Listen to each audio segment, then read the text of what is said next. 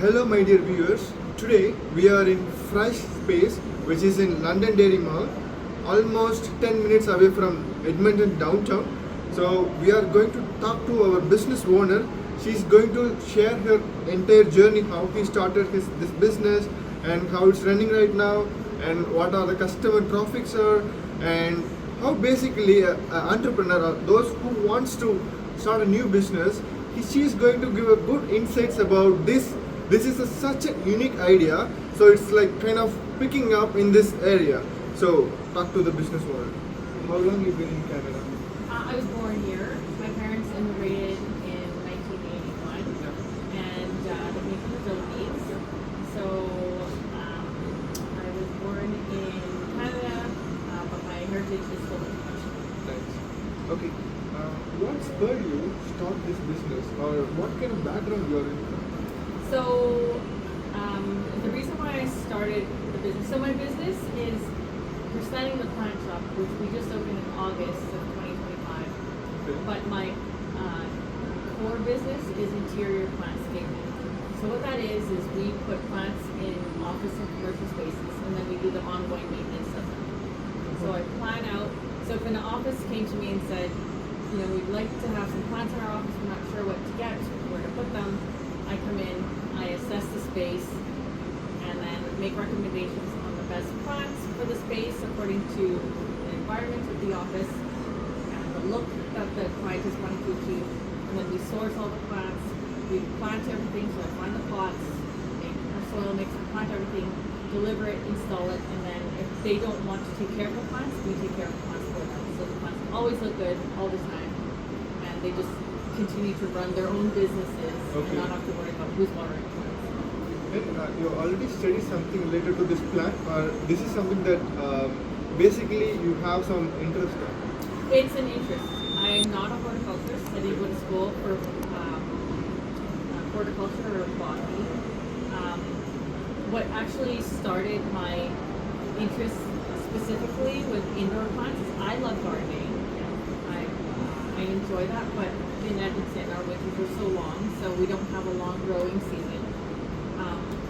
So what actually started my interest and my passion in plants was 8 years ago. I went to go visit my parents. They went back to the Philippines and they're now retired, and they built their retirement home on our family's ancestral land. So my grandfather had some jungle land, and when he passed away, that land got distributed to my mom's siblings. And what my mom did with her portion of that jungle land is her and my dad, over the course of a few years, developed that into their retirement home. So the very first time that I went to go visit their completed retirement home was also the very first time I ever stepped foot in a jungle. Okay.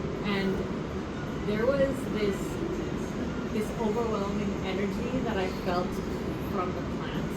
And I'm pretty sure it came from the plants, but there was just this great feeling that I got when I walked into the jungle. I was just awestruck by where are you from? I'm from India. Yeah. So you probably know what the jungle looks like. And I was just so amazed with how big the leaves are and how I felt being in that space. And I knew that it was like a very special feeling, and that in that moment I said to myself, and this was like 8 years ago, I said, whatever this feeling is that I'm getting that's coming from the plants, I want to bring it back to Edmonton. I want other people to feel it. What is the biggest risk that you take to start this business? After I came back from the Philippines, I didn't just all of a sudden open this business. So what happened is, 2 months later, my dad had a debilitating stroke. So it left him in the hospital in ICU for 2 months.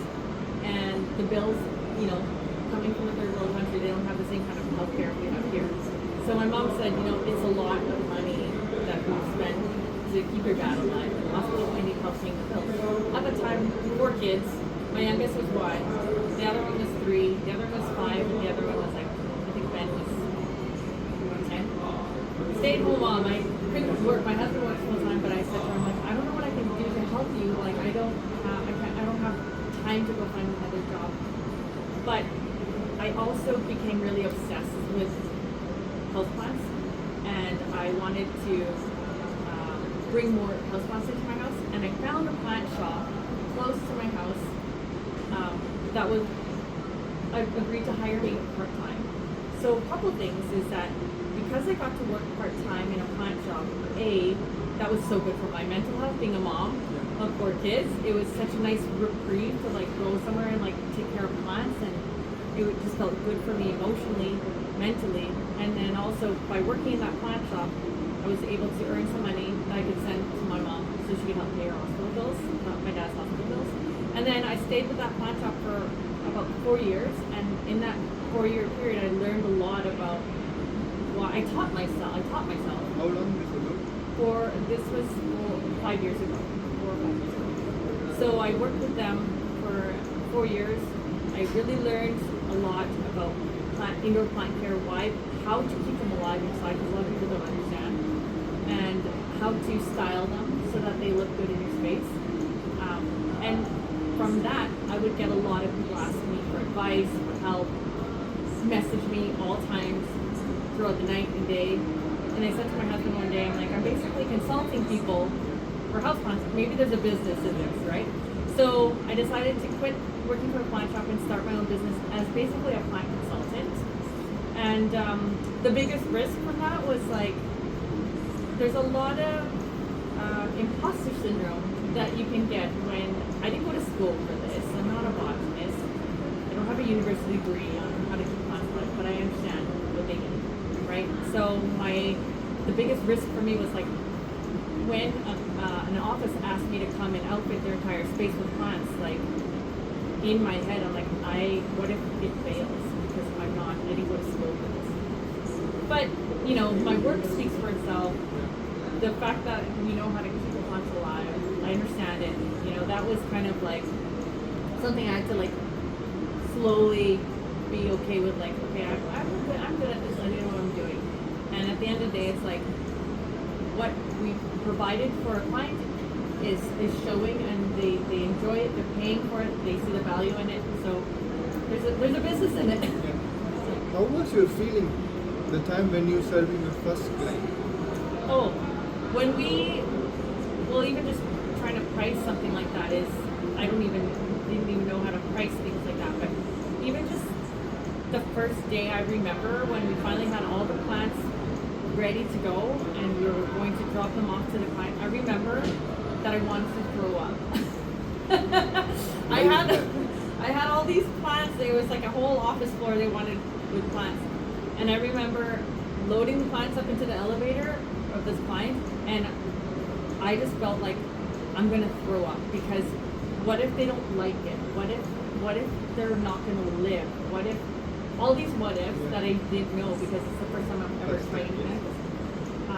So that's how I felt. You talked about imposter syndrome. So especially people like you as a mother in the house and taking care of the kids and taking a business and to this level is not that easy.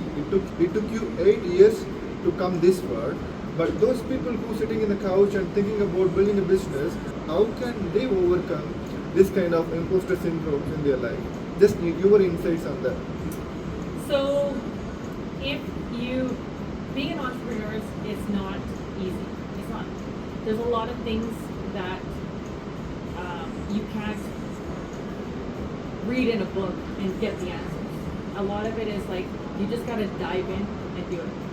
And if you have a business in mind that you want to start, so there's 2 ways to go about it. Either you have a hobby and you want to make some money off the hobby, or you have a business idea. If you're trying to create a business, you have to solve a problem. So what is it that you do that you're so good at that other people can't, right? And you do it well, and when you do it well, is there people who see value in it and will want to give money for it? Then, to me, that's a good basis for a business, right? But it's more than just having a good idea. It's also having the drive, because it's a lot of work, and it's having support. too. Like, my family is very supportive, not just, like, my kids are very supportive of what we're doing, what I'm doing, and my husband's very supportive. He helps me a lot. And my mother-in-law and his side of the family, they're so supportive. So trying to do something that takes so much energy and effort and time for you to do on your own is difficult. If you really love what you're doing, and it doesn't, you wake, like for me, when I wake up in the morning, I'm not dreading coming here. I never stop thinking about the business. I never stop thinking about things that need to get done. But it's not easy to start a business, to run a business. You just have to make sure that if you're doing it because you're trying to create a business, what's your intention, and are you solving a problem that people find value in? Guys, did you notice that she is thinking about the business 24/7? It's not being employee converting to the business owner is just an easy job. You can set an employees and go and sleep in home. It's not like that. You have to be passionate enough, unless until your family is a billionaire family. If you are passionate enough and thinking about the business 24 hours or 7 days in a week, that's how business builds like this. As a proof, she is having these stores and she is talking about that. Whenever she is in her home and she is thinking about the business, she doesn't get scared about coming to her store. She is enjoying doing it. That's a hobby, passion, everything included in this story. Do you rely on social media traffic or foot traffic? Good question. Having the plant shop helps being in a mall because there is foot traffic. I'm in a spot where people are coming to this mall because they're planning to shop, really, right? So they're already in the mindset that they want to spend money, okay?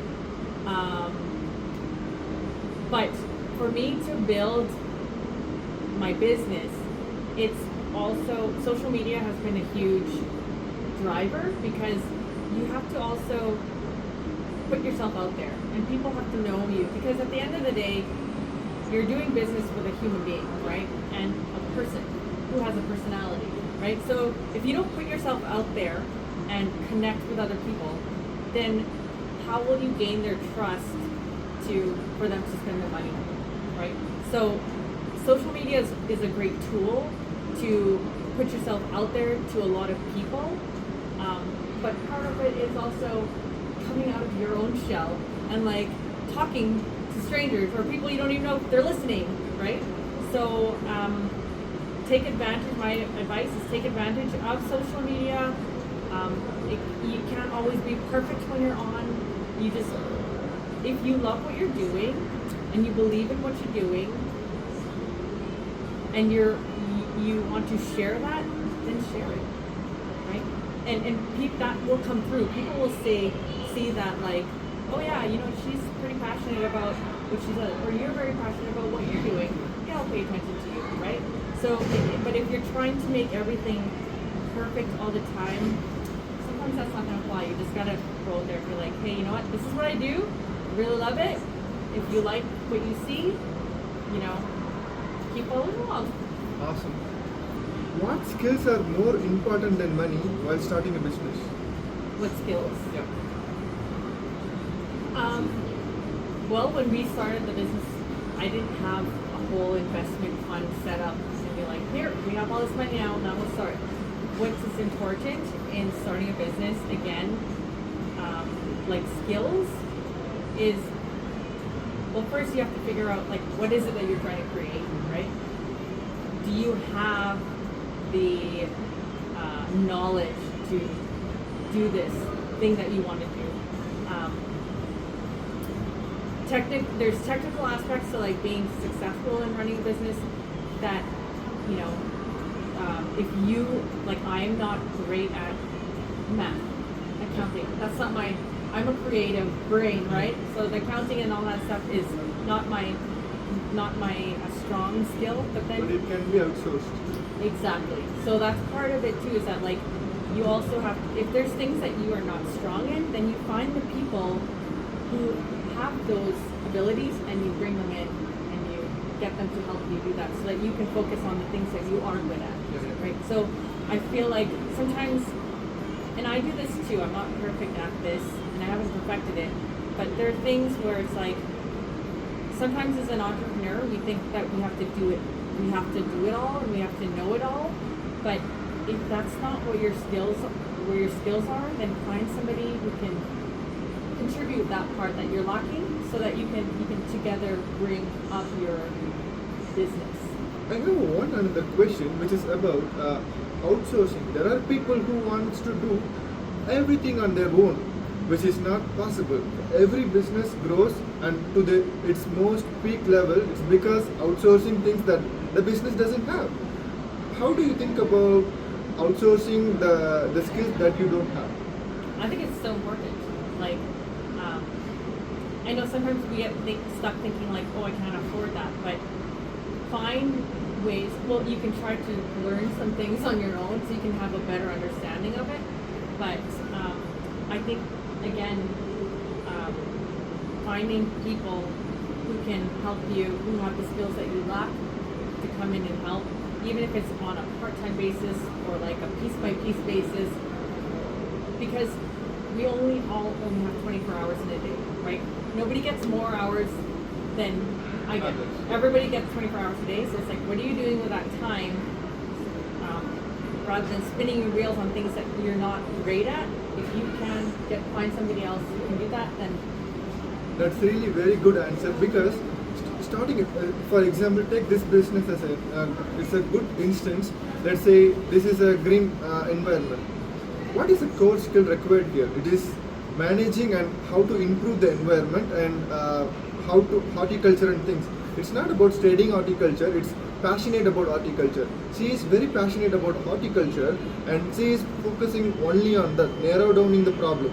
You have to narrow down the problem. She's razor focused on his problem solving ability. She's solving one particular problem and she's just outsourcing other things which can be outsourced. Did people around you support you or doubt you? Both. There's the group of people who are like, it's probably better, nobody's doing what you're doing, you didn't go to school for it, you have a family, there's no security, there's that group of people who are like, things in your life are pretty okay, so like why disturb that? And then there's a group of people who are like, what your vision is, what you're trying to create, and what you're trying to build is valuable, and it contributes to the well-being of people, and you're passionate about it, you're good at it, you should pursue that, right? So it depends who you talk to, right? And it's like, either if you love it enough, you can block those people who are saying no, bad idea, and then just ignore them. And if you know that you're doing something, and again, it comes from like the intention, or like what is your intention that you're trying to create? If it comes, in my opinion, from an overall like very good, wholesome place, then I think that the universe is just going to keep providing you with the opportunity to show it and to build it. Awesome. And what if just a hypothetical scenario? If you doesn't have anything, if you lose everything today, will you be able to build it again from tomorrow? Wow. I think so. Yeah. What is the core reason? Well, like if we lost everything to a fire, I mean, we can still keep plants in the offices alive. You know what I mean? Like there's still that revenue coming in. Like if this plant shop was to shut, like, knock on wood, like fire, catch on fire, I mean, things can be replaced, but I think the idea behind what we are doing, it can be done again. It doesn't have to die with the fire. What is the most stressful part in the daily operations? Ooh. There's so many stresses. I don't even know. it's just like managing people, responding to emails, bringing product in to keep the place looking full. There's projects that are happening down the pipeline that we have to plan ahead for. So and then there's also the stress of like, I'm a mom and like I can't spend all of my hours here. I have to go home to the kids, you know. I have to help make dinner or, you know, clean the house. You know, like there's that part of my life too that I can't just like shut off completely just because I have a business. So, you know, there's also like the guilt that comes with like being an entrepreneur and a mom at the same time, right? So there's lots of things that, you know, can be stressful, but it's, you know, what am I doing to like manage that? Some days are like harder than others, and some days it's like, yeah, I just have to step back and like give myself some time to recharge. Great. How the busiest day looks like in this store? Oh. Well, we've only been here since August. I mean, it's not like buzzing with customers right now, but because this store is not the only business, I also have the corporate side. So, you know, we have back-end projects that we're working on. For example, like we have a plant installation coming up second week of May that I have to organize the timing for bringing the staff in to build the planters, and then I have workshops that I teach, and then I have clients events that I'm going to be at this week. So there's always something happening. It's never just like a quiet day. So she's not only having this store, she's also consulting, she's also going to some what do you call them? Events and stuff like that. She's again categorizing and channeling in different areas to do business and get business to her store. That's really fantastic. That's one of the great example how a good entrepreneur think like. Would you like to franchise this store to some other locations in Edmonton? I don't know if we're quite at the level for franchising, but I do want to expand our footprint. You know, a lot of people, when they come in, even walk towards the space, you can see in their eyes and even hear in their voices like that, you know, when they walk towards it. Like, so I want to expand what you see here into something bigger. I do have an end goal. I have a bigger goal that I'm trying to achieve. Eventually, I want to create a wellness space where we expand the plant store, maybe bring in something that would cause people to kind of linger and sit within the plants longer, maybe a coffee operator. I want to bring in a yoga teacher, an acupuncturist, and have events in this big, larger space where the whole idea around it is about connecting with each other, healing, creating community, and the plants are such an integral part of that because as human beings we have this innate desire to want to connect to nature, and I feel like if I can create a space where, you know, you're surrounded by like healthy, lush plants, that moment alone is already some healing in there. Like scientifically, your cortisol levels are actually decreasing when you walk into a space like this, right? Your stress levels drop. People have told me that all the time. Yesterday somebody came in and he said, I was having such a crappy day and I walked into your store and I already feel myself like calming down. Like that's exactly what I'm trying to create, right? So I want to do that but at a larger scale, and then, you know, also make it so that it is a business that can continue to generate revenue, but even though we're making money, it's not like we're making money for a bad reason. It's because we're creating a space that people find value in, where they feel like they can heal, they can connect, they can feel community, and because in exchange for that value they're getting, they will pay for services, they will pay for goods, right? I actually said to my husband that even if somebody walks into the space and doesn't buy it, like when people come into the pawn shop, even if they don't leave buying a plant, they still leave with something Yeah, something. that's good. Yes. Which was that when they walked in here, it maybe gave them a moment of like feeling good. And to me, that's valuable too. What is your go-to coffee order? 2 cream and 1 sugar dark roast blend. Sometimes Tim's. It has to be a dark roast coffee. What would be a snack? Snack, my go-to snack. Chips. Chips. What is the favorite season in the year? Oh, spring. Spring. I love spring. Yeah, It's almost started here. it's almost. We'll see. What is your favorite tourist spot in Alberta? I love going to the mountains, hands down. Doesn't matter if it's like Jasper or Banff or anywhere, Canmore. As soon as you're driving and as soon as you start to approach the mountains, like that is so magnificent and it always makes me feel good. So. And what is your favorite food? Oh, it's a hard one. Favorite food? Food. Yeah. I don't know if I have a favorite one.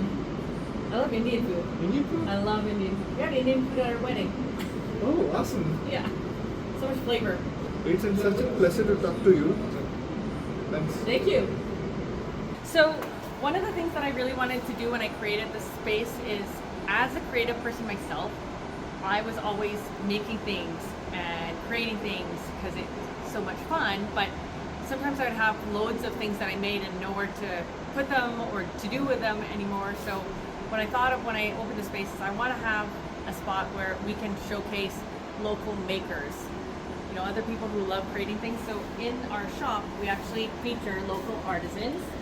And what I have here that we sell are either shower steamers made by a girl who creates like wellness products that are good for the environment and good for your body. And then I have a lady here who hand makes these jewelry pieces. They're all done with preserved plants and flowers. So she makes these. And I also have like a jewelry maker. There's a lady who makes soaps. So I'd like to give the opportunity for other people to create things and display their work and also make some money from it if they can, right? So that's one thing I'm really, really proud about having here in the shop. Is to also give opportunity for other local creatives to do what they love and then have a space to display it and then also have the ability to make money from it. Here, locally made goods, wide selection of indoor tropicals, and then one of my most favorite things in here is our potting station. I created this potting station because previously working in another plant shop, I learned that a lot of people don't know how to repot their own plants. So at this station, you can bring your plant in, we can show you how to repot it properly, or if you want to do it yourself, you can get your hands in the dirt. And as well, I have a bonsai artist who is in our shop, and he has these wonderful pieces in here that he creates. He also teaches bonsai workshops if that's something you're interested in learning how to do. And I also have workshops that we do out of this space as well. So if you're interested in learning how to make plant art, this is one of the workshops that I teach.